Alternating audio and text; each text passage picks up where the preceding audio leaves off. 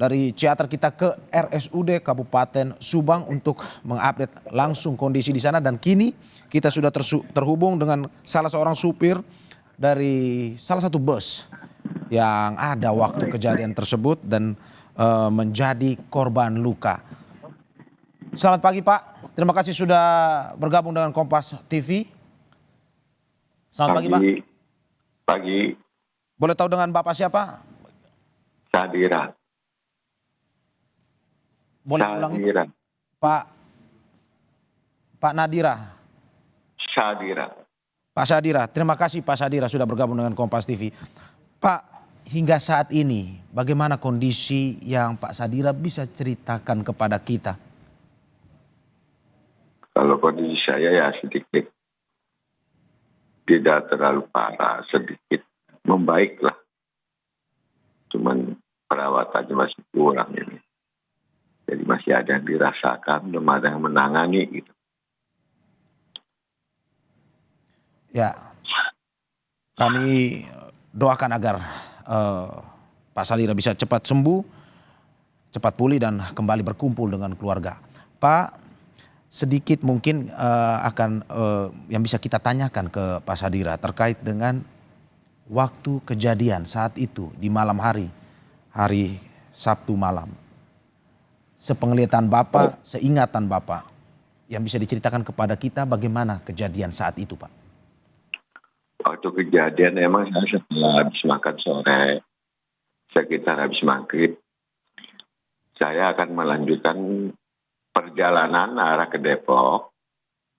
Cuman rencananya kan mau singgah dulu di rest area CM7. Nah, cuma pada saat di perempatan Ciater itu kan ada kendaraan lalu lalang yang keluar masuk kan. Jadi saya berhenti di situ ngerem. Nah, itu langsung saya tahan rem tangan dengan persneling spray, ya kan. Sambil nginjek rem sambil tidak terlalu jalan. Lalu setelah saya masuk itu saya lihat kondisi angin tahu habis gitu. Nah, pada saat itulah saya sudah hilang kendali untuk mencari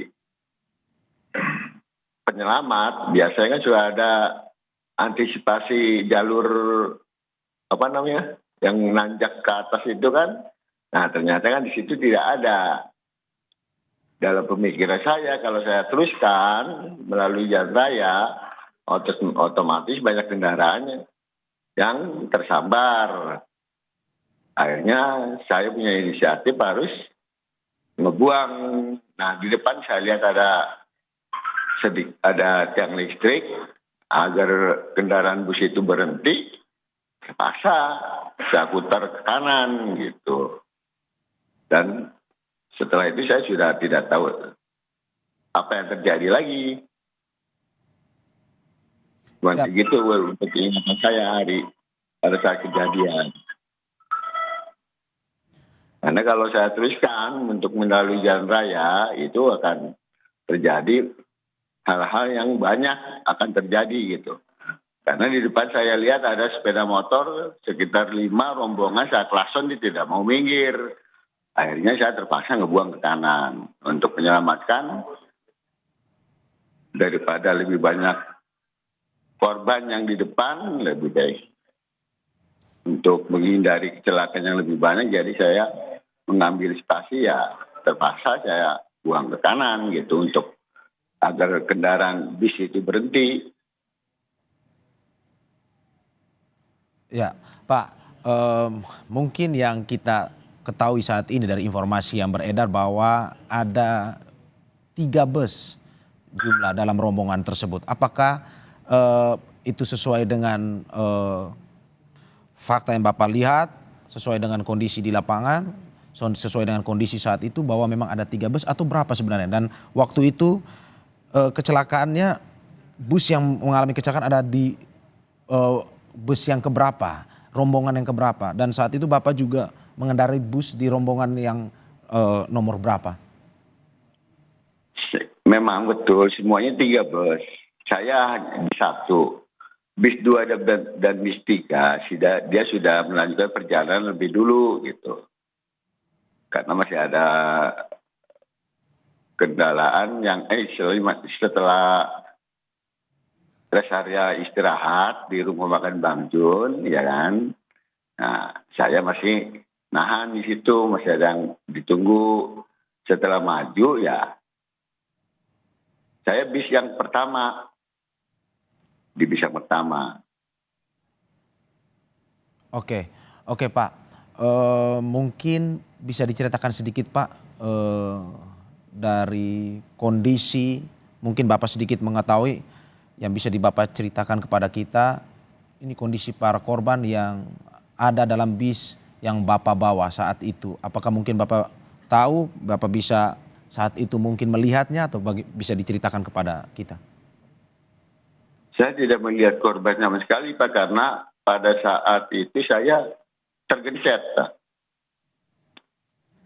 Jadi korban yang diselamatkan pun saya tidak tahu gitu. Karena saya terakhir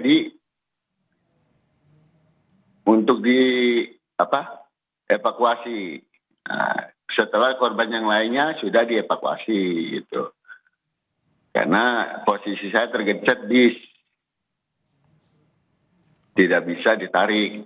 Ya, baik Pak. Pak, berarti saat ini kondisi Bapak di RSUD Subang saat ini rawat jalan, dan boleh update sedikit kepada kita Pak terkait dengan kondisi Bapak saat ini dan perawatannya apa saja yang diberikan kepada Bapak? Untuk perawatan di sini saya belum ada perawatan apa-apa, ini baru dikasih betadin sama infus saja. Ya. Belum ada perawatan. Nah. Mungkin dari yang Bapak lihat di sana di RSUD mungkin ada pemerintah atau pejabat yang datang untuk mengunjungi para korban yang dirawat di RSUD Kabupaten Subang, Pak? Saya kurang paham karena posisi saya tidak di ruang isolasi, di ruang apa ini, kurang paham juga soalnya.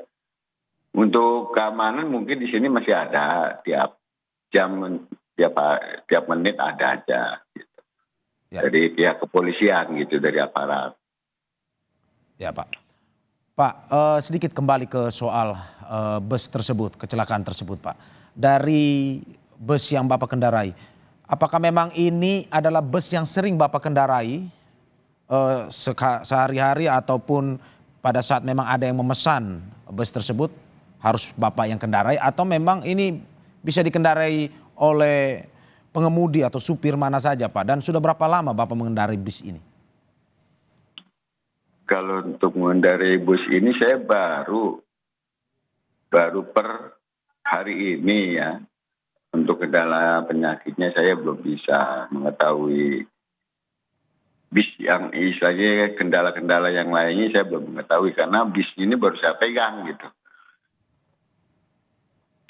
Kalau untuk histori Bapak sebagai atau rekam jejak Bapak sebagai seorang supir bis Pak, sudah berapa lama Bapak menjadi seorang supir bis? Saya menjadi seorang supir dari tahun 96. Oke, dari 96 ya Pak ya. Pak, ya. Kalau kita melihat kembali ke kecelakaan tersebut, apakah memang selama perjalanan itu ada kendala ataupun ada ini masalah dari bis yang Bapak bawa atau bis yang mengalami kecelakaan? Selama perjalanan itu saya kan dari kemarin nginap di Bandung, ya. Mulai dari Depok, saya mampir ke alun-alun Bandung. Dari alun-alun Bandung, saya nginap di Hotel Ciamplas. Nah, dari Hotel Ciamplas, baru melanjutkan hari kedua, melanjutkan perjalanan arah pulang ke Tangkuban Perahu gitu. Nah itu kendalanya hanya pada saat itu hanya rem mendalam aja gitu. rem dalam masih ya masih bisa dikendalikan lah, untuk anginnya masih normal gitu anginnya.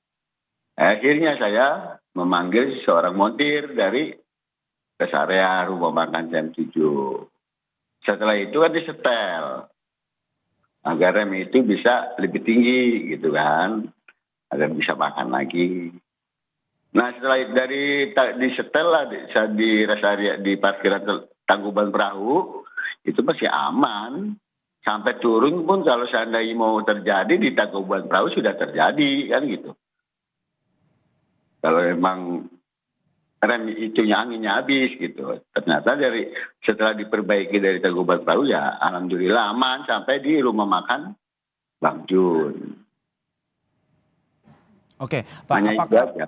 apakah mungkin sebelumnya yang Bapak lihat atau terkait dengan kondisi bus tersebut, apakah memang sebelumnya sudah diperiksa Pak sebelum melakukan perjalanan itu? Ada pemeriksaan yang lebih intensif kepada bus itu terkait dengan mesinnya, terkait dengan teknisnya? Apakah memang dilakukan atau pada saat itu bis posisi sudah ready, sudah siap dan Bapak tinggal mengendarainya? Emang pada saat itu emang semua ready untuk perjalanan bis semua. Setiap akan perjalanan menuju Bandung, seluruh unit itu selalu dicek.